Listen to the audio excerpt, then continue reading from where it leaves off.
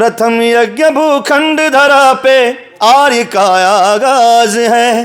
प्रथम यज्ञ भूखंड धरा पे आर्य का आगाज है पावन संगम की धरती ये प्रयागराज है, ये प्रयागराज है, ये प्रयागराज है, ये प्रयागराज है। ये भारत की शान संविधान जिसकी वाणी है, भारत की शान संविधान जिसकी वाणी है। भीम के दीवानी दुनिया भीम की दीवानी है, भीम के दीवानी दुनिया भीम की दीवानी है। सर अब तक जो भी मैंने गाने गाए कोई दिखावा नहीं है मेरे में। सर एक मैं बोलता हूँ, मैं इस चीज़ के लिए मैं बोलता हूँ, कोई दिखावा नहीं है। मैं ना कभी स्टारडम दिखाया हूँ ना मैं कभी दिखाना चाहता हूँ।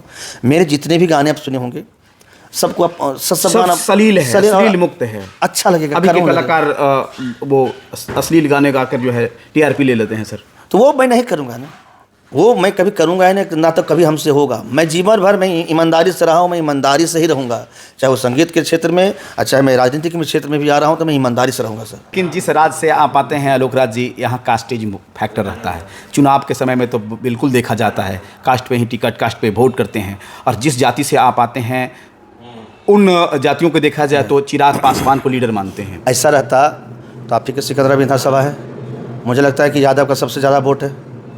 अच्छा, यादव है, मुस्लिम है, ऐसा नहीं है। पासवान में भारी कौन, चिराग पासवान या पशुपति कुमार पारस? पारस जी सही वो भारी होंगे। हमारे साथ एक प्रयाग गानों से चर्चित मशहूर लोक गायक आलोक कुमार जी हैं। और आज पटना के बापू सभागार में लोक जनशक्ति पार्टी पारस की भीमराव अंबेडकर की जयंती मनाई जा रही थी और मंच पर राष्ट्रीय लोक जनशक्ति पार्टी के राष्ट्रीय अध्यक्ष पशुपति कुमार पारस आज इनको जो है अपनी पार्टी के सदस्यता देते हैं और आप आज जो है पार्टी सदस्य ये बन चुके हैं और आज हम बातचीत करें। पहले तो मगर टाइम्स में आपका स्वागत है सर। बहुत बहुत धन्यवाद और आपको भी बहुत बहुत स्वागत। आज जो पार्टी की सदस्यता लोक जनशक्ति पार्टी के ले लिए सर। हाँ वो तो जग जाहिर हो गया। पशुपति कुमार पारस जी अपने हाथों से आपको सदस्यता दिलाए। जी जी जी जी बहुत बहुत अच्छा लग रहा है मुझे। और जो मुझे उम्मीद थी उन्होंने मुझे पे विश्वास किया, तो मेरी कोशिश रहेगी कि मैं इस ईमानदार को कभी निगलेक्ट ना करूं। मेरी हमेशा कोशिश रहेगी कि जो भी मैं काम करूं मैं ईमानदारी से काम करूं। ये प्रयागराज से आप सुर्खियों में आए और पार्टी की सदस्यता ले लिए और आगामी विधानसभा का चुनाव है, क्या कुछ तैयारी आलोक कुमार जी की है? अभी तो मैं पार्टी से मैं सदस्यता ग्रहण किया हूँ, लेकिन अभी फिर इसमें अब बैठकी होगा, हम लोग का रणनीति बनेगी, कैसे क्या होगा नहीं होगा, क्योंकि अभी राजनीति करना सबके बस की बात नहीं है। पहला नंबर बहुत आपको सीखना पड़ेगा, तो पहला नंबर ईमानदारी रहना पड़ेगा। उसके बाद ईमानदारी से आपको सीखना पड़ेगा, जनता के बीच जाना पड़ेगा। जो भी सुख दुख हो अपना बतियाऊँगा मैं, जो भी तकलीफ़ें होंगी मेरे से जो भी बनेगा पर्सनल के रूप में भी, और यदि कुछ भविष्य में यदि आप लोग मुझे बुलाते हैं अपने विधानसभा में, यदि कुछ पावर मिलता है तो मैं पावर के हिसाब से भी मैं बहुत काम करूंगा। आलोक कुमार जी का चर्चा है कि सिकंदरा विधानसभा जहां से आप आते हैं और एक राजगीर विधानसभा वहां से भी चर्चा आ रहा है, चूँकि ये आरक्षित सीट है, विधायक की कैंडिडेट के तौर पर जो है लोक जनशक्ति पार्टी की तरफ से आ रहा है, ये भी चर्चा में है। जी एक्चुअली अभी मैं अकेला डिसाइड नहीं कर सकता हूँ, क्योंकि पार्टी है, पार्टी में बहुत लोग हैं, आपके प्रदेश अध्यक्ष हैं, प्रदेश सचिव हैं, अध्यक्ष हैं, कार्यकर्ता हैं, तो सबकी सहमति से जहां हमको बोला जाएगा मैं वहां से लड़ूंगा, क्योंकि मैं तो सबका हूं, सब लोग मेरे हैं। जहां से भी जाऊंगा मुझे विश्वास है कि मुझे वहां से आशीर्वाद मुझे मिलेगा। आलोक कुमार जी की बात करें तो पूरे देश भर में मशहूर हैं, आप बड़े कलाकार हैं। जी लेठी से हैं लेकिन दुरुस्त आए हैं। लेकिन लोग कहते हैं कि जब भी चिराग पासवान अभी बिहार के जो हैं लोग अलग नज़र से उनको देख रहे हैं, आशाभरी निगाहों से बिहार के लोग देख रहे हैं, और आप जो है पशुपति कुमार पारस जो कि बुजुर्ग हैं उनके साथ आज सदस्यता लिए हैं। देखिए क्या होता है, नो डाउट मैं किसी की बुराई नहीं करता हूँ। पहले नंबर तजुर्बा की मैं बात करता हूँ।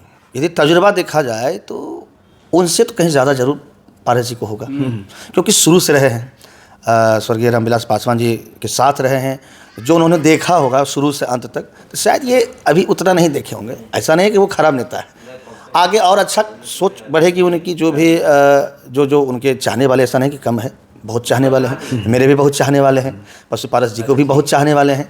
अब यही रह गया है कि थोड़ा सा तजुर्बा की बात इसलिए मैंने किया क्योंकि राजनीतिक में मैं अभी कदम रखा हूँ, है ना जी, कदम रखा हूँ। हालांकि देश दुनिया और समाज को हमको भी मालूम है, ऐसा नहीं है कि मैं भी शुरू से, चाहे मैं संगीत के क्षेत्र से देखूँ तो, जी मैं भी देखा हूँ, लेकिन राजनीतिक के क्षेत्र से देखा जाओ तो मुझे इनसे बढ़िया मुझे लगा नहीं कि ये कोई होगा जो कि मुझे ज्ञान मिले। सरल स्वभाव के जी, सरल स्वभाव के भी हैं और मुझे ज्ञान भी मिलेगा ना, क्योंकि राजनीतिक में ऐसे आकर के नहीं चल जाओगे मुंह दिखाने कि भाई हम नेता बनने आए हैं। लेकिन जिस राज्य से आप आते हैं आलोक राज जी, यहाँ कास्टेज फैक्टर रहता है।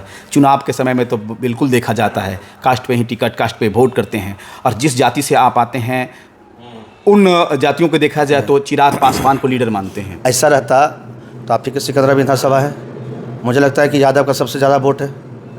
अच्छा, यादव है, मुस्लिम है, ऐसा नहीं है। पासवान में भारी कौन, चिराग पासवान या पशुपति कुमार पारस? पारस जी सही वो भारी होंगे, भारी होंगे। अरे ऐसा नहीं है, भारी होंगे, बट थोड़ा सा बुजुर्ग हैं, बहुत ज़्यादा जाते नहीं हैं, अब अभी यंग है तो थोड़ा सा पहले लगे। लेकिन मैं एक सहारा बना हूँ, मैं कभी सहारा बना हूँ, उनके बेटे हैं प्रिंस जी, युवा हैं, मैं अभी जाऊँगा। लोग को उम्मीद भी है, लोग इंतज़ार भी कर रहे हैं कि जहाँ से भी आओ लेकिन जल्दबाजी आओ। अब एक आधार मिल गया हमको, एक पावर मिल गया है, अब मैं लोगों से मिलूंगा, जो भी होगा मैं करूंगा, ऐसा नहीं है। जो कहे तो बिहार के तमाम क्षेत्रों में घूमिएगा, जहां से मौका मिल गया वहीं से लड़ जाइएगा। मौका नहीं, पार्टी जहाँ डिसाइड करेगी, हाँ जहाँ पार्टी डिसाइड कर देगी मैं तो वहाँ से लड़ूंगा ही, ऐसा नहीं है। बाकी सबकी रणनीति अलग होती है, कब कैसा माहौल बनेगा, आलोक कुमार को कहाँ किस वक्त दिया जाए, कौन कैंडिडेट क्या है, कौन किस क्या है, किनको जो कैसे से करके किन पे भारी पड़ेंगे लोग, तभी तो राजनीति कर पाएंगे ना, नहीं तो फिर हल्का हो जाएंगे। अभी सब कुछ डिसाइड कर देंगे तब तो फिर बेकार हो जाएगा। देखा जाए तो कई कलाकार हैं भोजपुरी में, चाहे मनोज तिवारी हों, पवन सिंह भी आ गए, निरहुआ हैं, आलोक राज जी भी आ गए हैं। देखिए सब कलाकार तो पहला नंबर भावुक होता है और उनको बहुत बोलने का नॉलेज भी नहीं होता है। पहला नंबर बता दूँ तो वो बहुत ज़्यादा जो हम लोग नेता जो बोलते हैं उतना नहीं बोल पाते हैं, लेकिन आकर्षण कर लेते हैं वो तो संगीत के माध्यम से, क्योंकि उनके मन में छल कपट नहीं रहता है। जो भी होता है, देखिए आपके पवन सिंह जी लड़े, निर्दलीय लड़े, बिना कोई लाग लपेट के, कोई राजनीतिक उनका आगे पीछे कुछ नहीं, लेकिन दूसरे नंबर पर उसमें भी निर्दलीय दूसरे नंबर पर रहे, बड़े नेता को हरा दिए। तब कहीं ना कहीं पब्लिक चाहती है कि आए कलाकार, पब्लिक भी जानती है कलाकार के मन में छल कपट नहीं होता है, वो आए। आपका एक गाना ये प्रयागराज है, बहुत ही चर्चित है, हमारे दर्शकों को जरा 2 लाइन, क्योंकि आपकी सुर बहुत अच्छी है। प्रथम यज्ञ भूखंड धरा पे आर्य का आगाज है, प्रथम यज्ञ भूखंड धरा पे आर्य का आगाज है पावन संगम की धरती ये प्रयागराज है, ये प्रयागराज है, ये प्रयागराज है, ये प्रयागराज है। ये प्रयागराज है, और गाते हैं तो कहीं ना कहीं दिल में गुदगुदी सी लगती है और रोम जो है भर जाता है। मैं सर अब तक जो भी मैंने गाने गाए, कोई दिखावा नहीं है मेरे से। एक मैं बोलता हूँ, मैं इस चीज़ के लिए मैं बोलता हूँ, कोई दिखावा नहीं है। मैं ना कभी स्टारडम दिखाया हूँ, ना मैं कभी दिखाना चाहता हूँ। मेरे जितने भी गाने आप सुने होंगे सबको आप सब सलील है, सलील मुक्त है, अच्छा लगेगा। अभी के कलाकार वो अश्लील गाने गाकर जो है टीआरपी ले लेते हैं सर, तो वो मैं नहीं करूँगा ना, वो मैं कभी करूँगा ही नहीं, ना तो कभी हमसे होगा। मैं जीवन भर मैं ईमानदारी से रहा हूँ, मैं ईमानदारी से ही रहूँगा, चाहे वो संगीत के क्षेत्र में, चाहे मैं राजनीति के क्षेत्र में भी आ रहा हूँ तो मैं ईमानदारी से रहूँगा सर, ये चीज़ तो है। आप सूर्य संग्राम में भी परफॉर्मेंस कर चुके हैं। मैं उसका मैं विनर भी रहा हूँ। विनर भी रहे। हाँ, तो कहीं ना कहीं लोग का प्यार आशीर्वाद मुझे शुरू से मिल रहा है, मैं तो आजीवन ऋणी हूँ। जाते जाते एक और हो जाए बिहार के लिए, चूँकि आज नया पारी आपका शुरुआत हुआ है, नया पारियों का आगाज़ हुआ है बिहार के। आजाद बाबा साहब अम्बेडकर की जयंती पे मैं चाहता हूँ कि कुछ बोलूँ, बिल्कुल, क्योंकि मुझे चलना सिखाया, हंसना सिखाया, मतलब वो तो महान व्यक्ति है।